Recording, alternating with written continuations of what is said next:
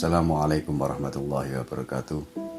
Halo Sobat Mata Jiwa, perjalanan kali ini ke makam Syekhona Khalil.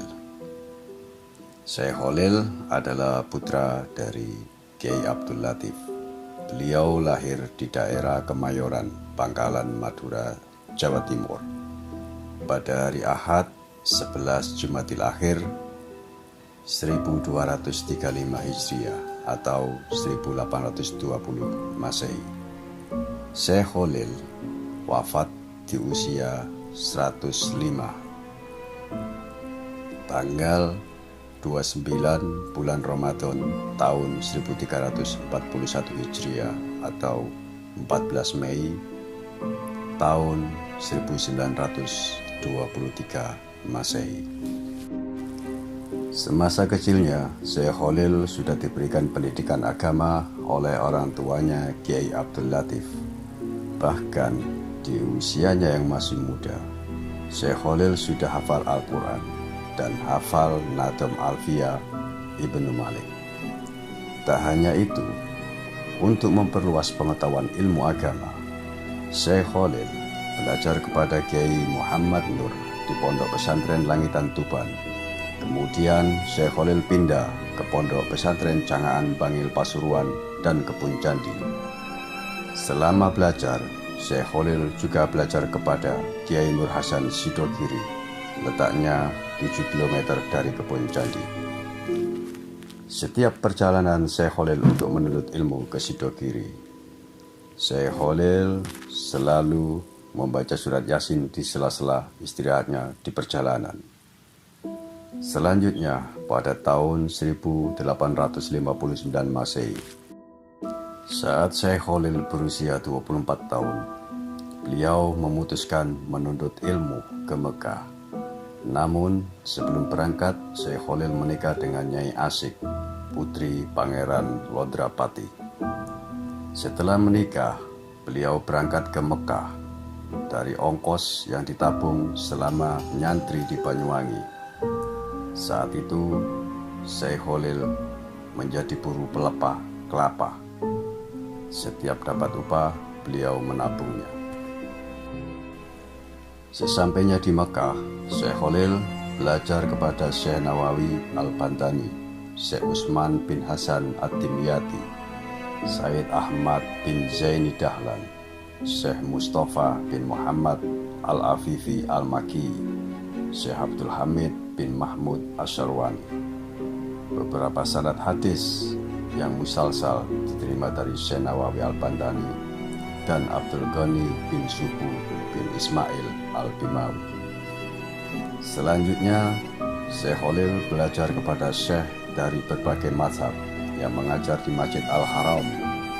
Namun, kecenderungannya untuk mengikuti mazhab Syafi'i tak dapat disembunyikan. Karena itu, tak heran kalau kemudian Syekh Khalil lebih banyak mengaji kepada syekh yang bermadhab Syafi'i. Sepulangnya dari Makkah, Syekh Khalil dikenal sebagai seorang ahli fikih dan ilmu tarekat. Bahkan, ia pun dikenal sebagai seorang kiai yang dapat memadukan kedua hal itu secara serasi. Dengan pengalaman dan ilmu yang dimilikinya, Syekh Khalil mendirikan sebuah pesantren di daerah Cengkubuhan, Bangkalan. Banyak santri yang berdatangan untuk berguru kepadanya. Namun, tak lama Syekh Khalil menyerahkan pondok pesantrennya kepada menantunya yang tak lain keponakannya sendiri, yakni Kiai Muntoha, suami dari Siti Khatimah, putri Syekh Khalil. Setelah itu, Syekh Khalil kembali mendirikan pesantren di daerah Demangan, pusat kota Bangkalan. Letak pesantren yang baru itu hanya 1 km dari pesantren lama. Di pondok pesantren yang baru, karena kealiman dan kewaliannya, banyak santri yang ingin berguru kepadanya. Bukan saja dari daerah sekitar, tetapi juga dari tanah seberang Pulau Jawa.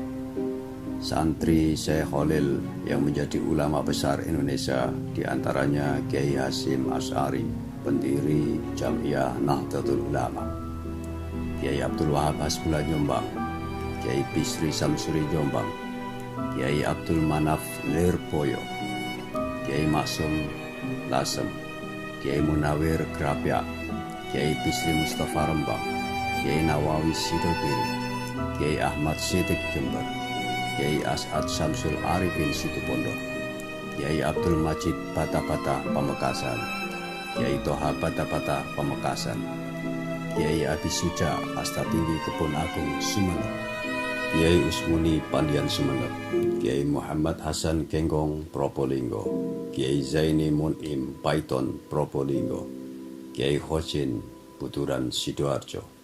Bahkan Insinyur Soekarno, Presiden Republik Indonesia pertama, menurut penuturan Kiai As'ad Samsul Arifin, Bung Karno meski tidak resmi sebagai murid Syekh Khalil, namun ketika sowan ke Bangkalan, Syekh Khalil memegang kepala Bung Karno dan meniup ubun-ubunnya. Ringkasnya, Syekh Khalil dalam mendidik santri-santrinya sangat luar biasa. Dan Syekh Khalil juga dikenal sebagai kiai yang mempunyai karomah yang sangat luar biasa, yang tidak bisa dijangkau secara akal. Wallahu a'lam. Demikian sedikit manakib mengenai Syekh Khalil. Akhir kata dari kami pamit undur diri. Wassalamualaikum warahmatullahi wabarakatuh. Selamat berkreasi, selamat beraktivitas. Salam mata jiwa.